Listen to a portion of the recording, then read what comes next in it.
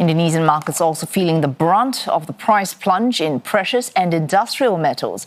The benchmark Jakarta Composite sinking as much as 6%, extending a steep drop seen last week following index provider MSCI's warning about the lack of transparency in its financial markets. It ended about 5% lower, with regulators promising to fast-track reforms. And when we're joined by CNA's senior correspondent Saifulbahri Ismail live in Jakarta. Saiful, regulators holding a meeting with MSCI to discuss measures on financial markets. What came out of that meeting? Well, the meeting between Indonesian market officials and index provider MSCI appears to have gone well.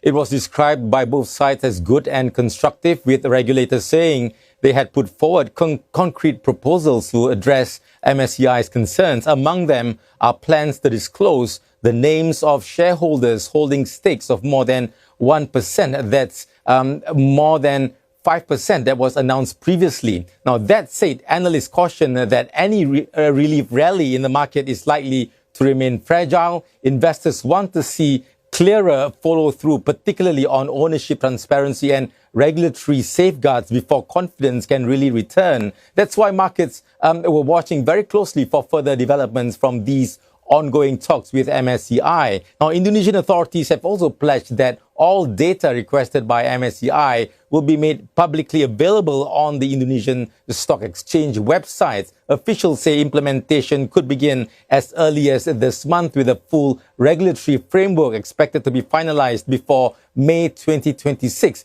That's in line with MSCI's own timeline. Now, Finance Minister Purbaya Yudi Sadewa has also moved to reassure investors, stressing that the government will not intervene in the process. Instead, he says the stock exchange should resolve the issue through its own internal mechanisms, a message clearly aimed at reinforcing confidence in a transparent, rules-based system. Still, some uncertainty remains. While the government has framed the recent resignations at both the Financial Services Authority and the Stock Exchange as voluntary acts of moral responsibility, many in the market believe significant institutional and executive pressure may also have played a role. Saiful, we mentioned before we crossed to the benchmark Jakarta Composite sinking 5% today, so short-term pain certainly being felt. But longer-term, have markets in Indonesia signaled how they might receive changes proposed by regulators?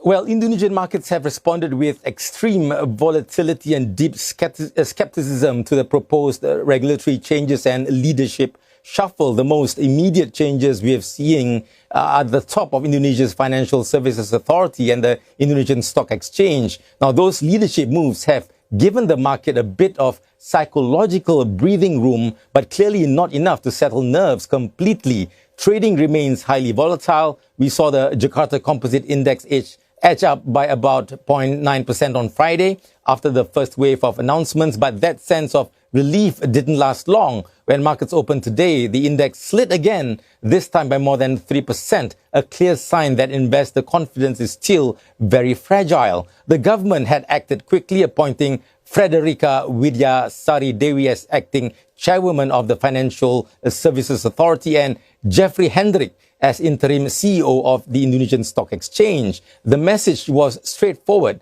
There would be no leadership vacuum, and the regulatory system would continue to function even under pressure. Now, any prolonged uncertainty at the top of key financial institutions could have unsettled markets even further. And both the appointees are seasoned insiders with deep experience in the capital market and are widely seen as capable of steering technical reforms during a sensitive period like now.